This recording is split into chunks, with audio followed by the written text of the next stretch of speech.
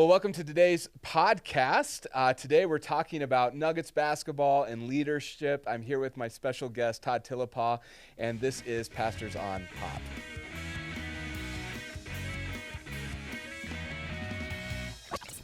Well, Todd, thanks for being a part of this today. Yeah, you bet. I'm excited about it. Yeah, so Todd, you and I have known each other for we've known each other probably like out on the fringes for a long time, Right. but more intimately in the last year or so as Crossroads got into something called Giant Leadership, which we'll talk about and you'll have an opportunity to talk about, where you actually became a coach for me in this last year in that. And so I'm grateful that you're here today. And before maybe we even get started, just talk about who you are and maybe about your beautiful wife and your kids, and then what is it that you do, and then we'll jump into some basketball. Yeah, well, for over 3 decades, I was part of a mission organization called Cadence International, and I loved my work there. About the last 13 years, I was on the executive team.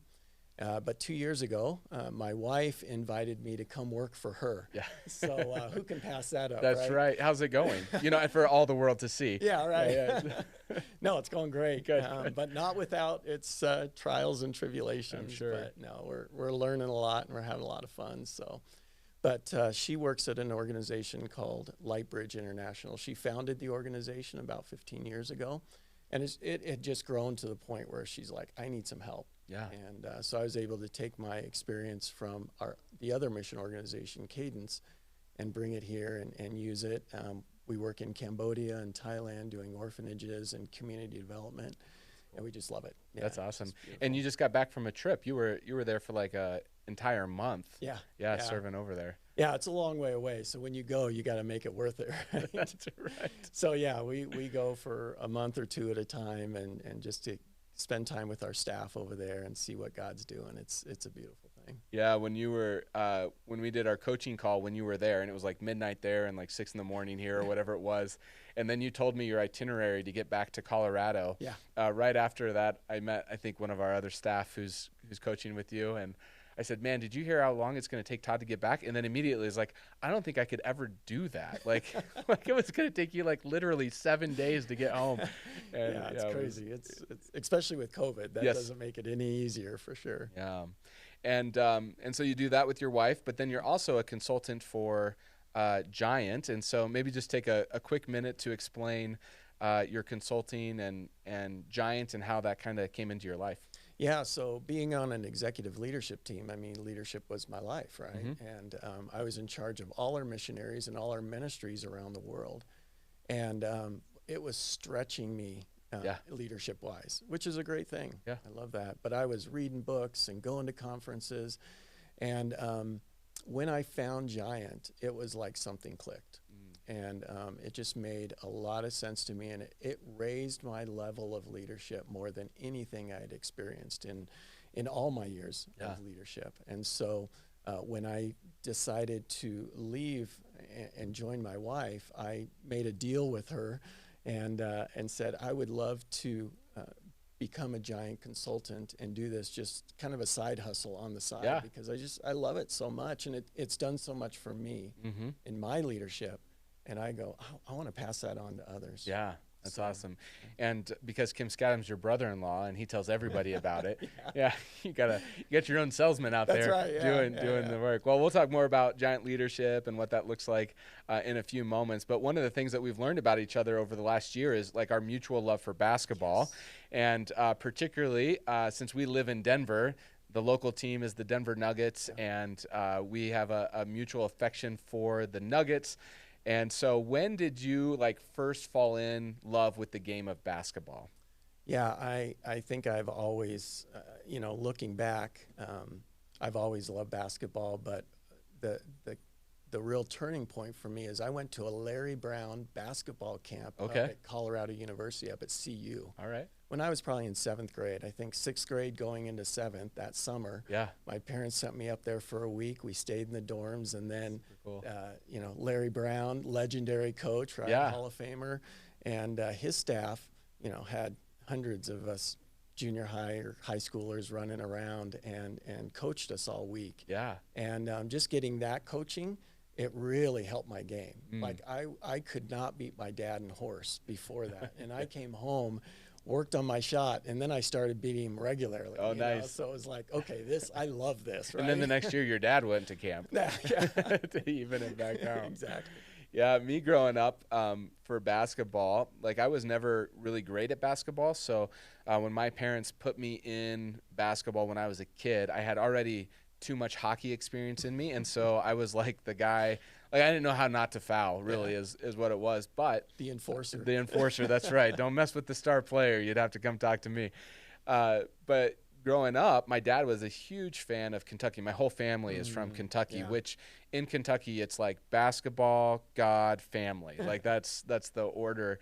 And one of the fascinating stats that's just so like eye-opening when it comes to Kentucky basketball is that after a Kentucky win, the morning after pill is subscribed 200% more. And after a Kentucky loss, domestic abuse calls go up 400% in the state of Kentucky. Like it truly is at the top. And so we weren't given much of a choice growing up. Like we were going to watch basketball and we were going to root for, at least at the college level, Kentucky. And I remember one March Madness where my brother decided that he was going to root for Duke during March Madness. What? Yeah. And like this is a cardinal sin, right, in a Kentucky household. And so it was March here in Denver and, one of those March blizzards. And so my dad literally kicked my brother out of the house and said, when you decide to root for the right team, you can come back in. And so Aaron spent about 10 minutes out in the snow in this blizzard contemplating his life's decisions, and then came back, decided to be a Kentucky fan. And now he's like the biggest Kentucky fan there is. But that was really, in those younger years, just falling in love with the game and the beauty of the game. And then when I was a kid, LaFonso Ellis was part of the Nuggets, and man, I just loved LaFonso. And so that's where my real love for basketball came from. What's your most memorable moment being a fan, like of the Nuggets? Like, is there a moment that stands out? Yeah, I've got a couple real quick. 1978, David Thompson was going for the scoring championship, right? And it's the last game of the season.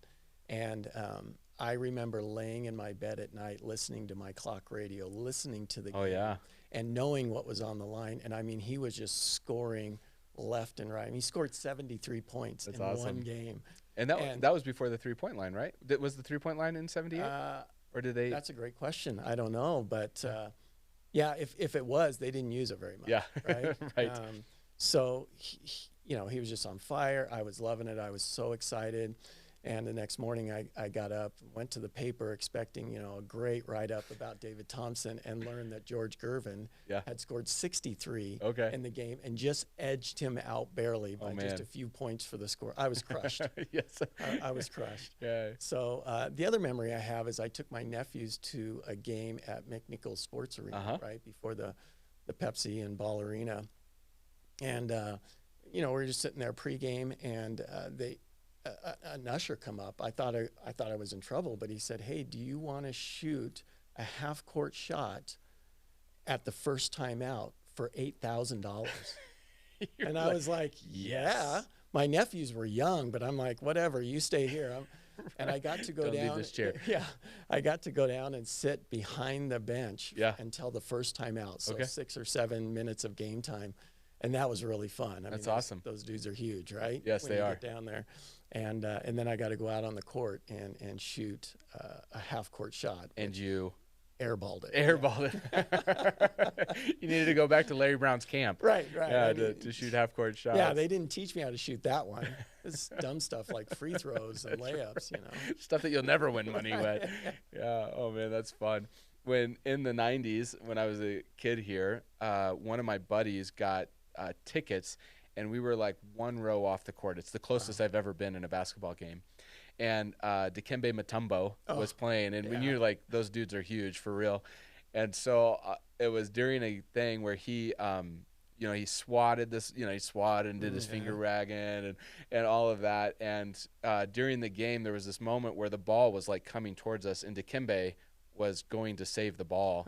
And he was just this monster of a man. And he ended up saving the ball, but he stood right, the row, the first row, right in front of the first row. And I just looked up at him and I was like, there is not a bigger monster in the entire world than this guy that I'm looking at right now. And that was just such a memorable moment. Yeah. Years later, I got to go to a Kentucky basketball game, and I got to go on the court and meet all the players afterwards. And again, just the size of the players is just like, James here at the church, like he's 6'4", and he towers over everybody. Right. And I was talking to my kid, Cademan, the other day, and we were talking basketball, and I said, James is a point guard. Right. In the NBA, right? Like everybody the smallest position. Yeah, everybody else is bigger than James. So, hey, my name is Matt Manning, and I am the senior pastor here at Crossroads Church, and hopefully you are loving what you're listening to today. If you are, we would love for you to go ahead and subscribe to the podcast. You can leave us a comment. We read all of them. And if you like it, we'd love for you to share this with a friend. Every week we get together as a church to celebrate what God is doing, and you can join us every Sunday at 8:30, 10, and 11:30 online or in-house. Let's get back to the podcast. So I know that you were out of the States a few weeks ago, but you probably watched the game when the Celtics smoked the Nuggets. Yeah. And after that, there was a lot of worry here in Denver about where the Nuggets were at and were they legit and all that. And what was fascinating to me is that I guess there was this team meeting that happened afterwards with the players. And in that, everybody spoke up except for the Joker. He didn't say anything. And so Sports Talk Radio had some, good fodder for the next couple of days, really talking and discussing the role of the MVP and should that person be the leader of your team and how leadership works in the team. And one of the questions that the Joker was asked actually after the game is his role in it. And he basically just owned it. He said, I lost Denver the game in this. And what I found so fascinating is even in sports world and basketball, you can't get away from the importance of leadership. Yeah. Whether that's, in a game, that can be played by elementary kids to church world, to business world, to missions front, that leadership is so important. Yeah. And I know one of the big leadership guru guys that you and I have both read is John Maxwell, where he just makes the famous quote that everything rises and falls with leadership. Yeah. And so you spoke a little bit earlier about your own, a little bit of your own leadership journey, but really kind of talk about what Giant is and what Giant offers in terms of leadership and leadership development. And then I'll just speak to a little bit of how that's actually impacted Crossroads. Yeah. Giant is a wonderful company. It's really an interesting company in that it is a technology company, as well as a leadership company. It's really it's both. They have almost 70 leadership tools that they've really tried to make simple, so anybody can understand them. They've made them visual and with common language, so that anybody can look at it. 13-year-old, an educated 13-year-old, can look at it and kind of understand the concepts, and so. So they've taken that and then they've put together this great platform called Giant TV that is a way that they, use to take these principles and take these visuals and make them accessible to everybody. Yeah. So a lot of times leadership development, it's for the C-suite, it's for the higher ups in an organization, and really you need it all through the organization. You need a common language and a common understanding for that to really sink in and make a difference. And so they've really tried to make it accessible. So what they've done is they put it on this platform, and then they partner with folks like me, leadership consultants. Yeah. And so I have a company called TKT Consulting, but I use Giant and the platform that they have to do my consulting and my coaching. Yeah, that's really cool. And so, it was about 2 years ago, almost 3 now, where we, at the end of 2019, where we really engaged with a consulting firm when it comes to church, and we had just a lot of questions. I was, a brand new senior pastor, and so what does it look like to cast vision and to set strategy for the church? And so we walked with them for about 6 months. Unstuck Group is who we used.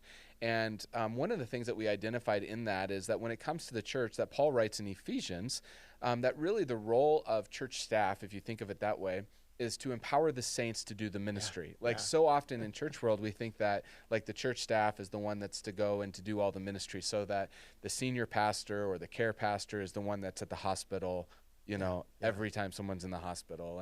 And while we love to do that, really the biblical model is that the leaders of the church are empowering the saints, those who believe, to carry out through their giftings the ministry that God has for them and for the church, and in that. And so as we walked through that, we did this like evaluation of our staff and where we were at. And one of the key things that came up is that we as a staff were really good at doing. We were really good at doing ministry. We were really good at doing the hospital calls. We were really good at you know, planning the events and all of this kind of stuff that goes in church world. But one of the things that we weren't very good at was that whole role of leading. And when we really kind of sat back and we're honest with ourselves and honestly evaluating ourselves, we said, you know, we're not living out the principle in Ephesians of empowering others. We're doing a good job of doing it, but we haven't done a good job of empowering the people. And that really put us on a journey of going, well, how do we do this? And it's not like we haven't had leadership stuff. We were part of the Global Leadership Summit for years, which was great for us, but we were looking for something that was a little bit more in depth, that could be consistent in it, that wasn't, you know, let's go to this big conference, get all that we can in 2 days, and then, you know, good luck the rest of the year.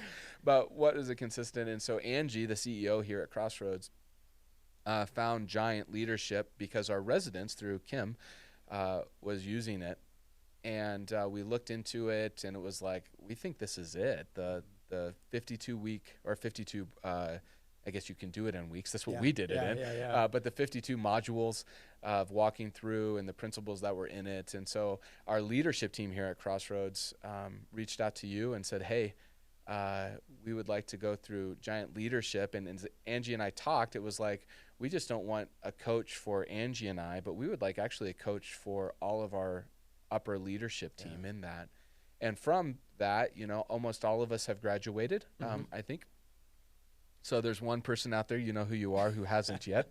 But I'm not going to say any names, Trevor DeVore. And so anyway, we get it all done. And now we're in the process of really training this to our staff. And we've asked each of our staff to then find one of their volunteers to train it. And it's just really cool to watch how this is moving out. And so one of the great tools that really impacted us as our leadership team was something that we call the 5 gears. And I'd just love for you to explain to people what the 5 gears are, and then for us to talk a little bit about it. The 5 gears is, it's a lot about time, you know, and for leaders, using your time well is really important. Because people are coming to you for different things, and there's just a lot on most leaders' plate. So it's, how do you use your time well, not just to get things done, but actually how to use your time well to stay healthy as a leader. Because when you're healthy as a leader, the rest of your team, and that filters down to the rest of your team or the rest of the organization. And so when leaders get out of balance or out of whack, boy, it impacts everybody, right? And so, and quickly. Quickly. And we're not just talking about leaders of organizations. We're talking about parents. You know, parents are leaders, or you know, just throughout life. When you're unbalanced and when you're unhealthy, it impacts people around you. And so the 5 gears is a great tool about how do you stay balanced? How do you use your time? And the different gears are for different ways that you spend time. And we talk about being in every gear every day. That's the goal. Doesn't always happen, but as best we can. And so as you walk through the gears, first gear is really about recharge. It's about taking time for yourself and doing things that actually feed you, feed your soul, help you like just be grounded and be ready, have some energy, right? So as I've experienced it and as I've consulted with people, what I realize is, you know, it's just not the American lifestyle. No, right? It's not just at all. run and hard. You know, the more people you lead, the harder you're running. And not only that, but people don't know what recharges them. And, you know, recharge is different for different people. Yeah. My wife loves to run and walk outside. Yeah. I like to go to the gym. It's different. We both get recharged, but we recharge differently. Yeah. So knowing how to recharge and then making sure you get the time to do that is really important. Yeah. Second gear is to connect with people. And so it's connecting with people on a deeper level. Yeah. Sitting down, having a conversation that goes below, how's the weather, how's your day, that kind of thing. But really connecting heart to heart with people, because that brings a lot of life and allows processing and all these things that we all need. Yeah. Oftentimes I call gear 2 like the place where like dreams are shared. Yeah. Where we sit down and it's like we have opportunity to share, like at the dream level, like this is what I long for, this is what makes me go, that kind of stuff. Yeah, and disappointment. Yeah. Right? Yeah. It's where I don't like to times talk are about that one. Yeah. But you're right. Yeah, You're right. Yeah, so third gear is more of the surfacey stuff, right? Mm-hmm. We need, it's us talking about the nuggets. Yes. That's really fun. Or, how are you doing? Those kinds of, I always think of the church lobby, as where kind of third gear happens. And where you just get introduced to people. You don't sit down with somebody that you just met and start going deep. Right. It's that third gear. And that has an important place in our life and relationships. And then fourth gear is task mode. It's where you get things done, right? You got the list, you start checking off, I've got to get this done. And all of us, leaders, we've got stuff to do. Yeah. And you got to get it done. Yep. And being organized and getting it done and setting aside time to make sure it's done is important. Fifth gear is, if second gear is where dreams are shared, fifth gear is where dreams are thought of. That's It's like where you, as a leader, especially, you're thinking strategically, you're problem solving, you've got some time where other people aren't around that you can really gaze into the future. Yeah. And where are we going? What are we doing? Are we hitting our marks? Those kinds of things. So there's specific time to do that. Yeah. And then finally, in all cars, if we're talking about gears, you got to have reverse. And that really talks about repentance. And there's times when, as a leader, as a person, you're gonna mess up. Yeah. And you're gonna hurt somebody. And are you able to see that and then own it and go to that person and say, I'm sorry? Yeah, absolutely. So that's a quick run through. Yeah, no, and that's really good. As you have, before you were a consultant, you actually used this in your own work and vocation. And so how did you apply the 5 gears as you just kind of explained them in work life? Like how was that helpful for you? Yeah, my personality is I love gear 2. Yeah. I love that, but I'm not very good at gear 3. Okay. And no leader is naturally good at all 5 gears. No person is naturally good. And so there's weaknesses and strengths. Well, gear 3 was definitely a weakness of mine, but a lot of my time, especially when I was with Cadence and visiting a lot of ministries and people, I was in a lot of settings where I was in groups of people that I did not know. Yeah. And I was uncomfortable. I hated it. And I wasn't very good at just the small talk. Yeah. And so I realized that was really impacting me and my leadership and my life. And so what I did is I drove Uber for 2 years. Okay. It just kind of worked with the way I commuted across the city to my office. And so for 2 years, I'm like, okay, I've got a captive audience. I'm going to start learning how to be good at gear 3. Wow, that's so fascinating. And a couple of years in, my family and I went to the park, and we were just walking through Wash Park with our dog, and I was stopping other dog owners and starting conversations. And after I'd done that like 2 or 3 times, my daughter was like, "Dad, who are you? What are you what doing? is going on? You're so friendly. That is not you. You're not." When did this happen? Yeah. And which is what we always want our daughters to, tell us, right? Dad, you're not friendly. Why are you talking to people? Right. Yeah. But she was right. And so it was, just learning how to get better at an area that as a leader, I recognize I need to be intentional. I need to up my game, if you will, and finding a fun way to do it. Yeah.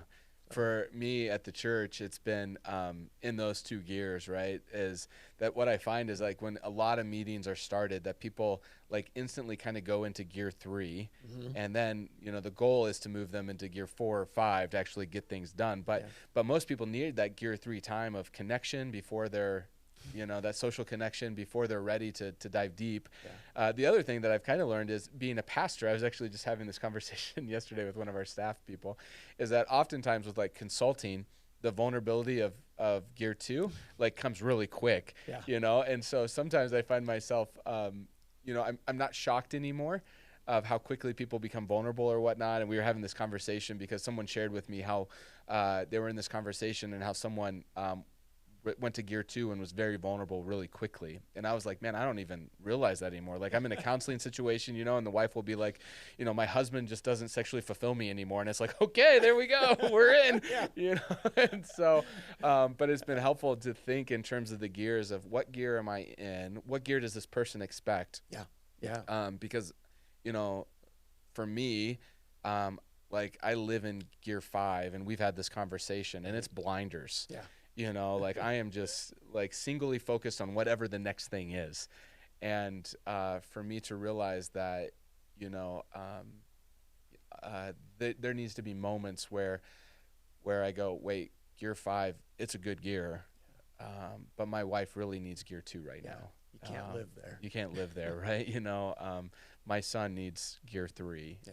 I got to go to the post office, gear 4, right? Those kind of things. So. Well, and you were saying earlier about your staff and how they are really good doers, right? They're really good gear 4. And that often happens in leadership, right? People that are really good at gear 4, they get things done. So it's like, well, let's promote them. But the reality is you've got to, as a leader, especially as you grow in your influence and as you grow as a leader, you got to recognize, okay, I am good at gear 4, but I need to work on every gear every day, because gear 4 is great for some things, but it doesn't cover everything. Right.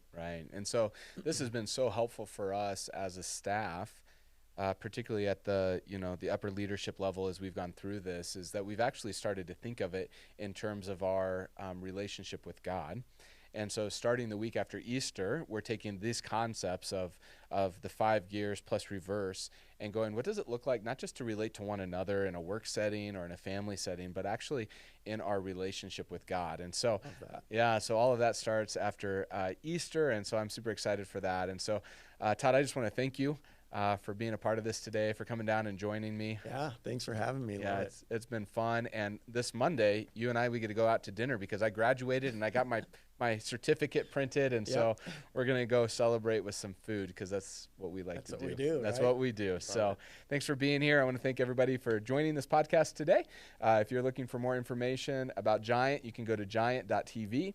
If you're looking for more information about Crossroads, visit our website, crossroadsabc.com, or you can visit our YouTube page for this podcast, any of our sermons, and the sermon series that we're doing right now called Shifting Gears. We'll see you next time.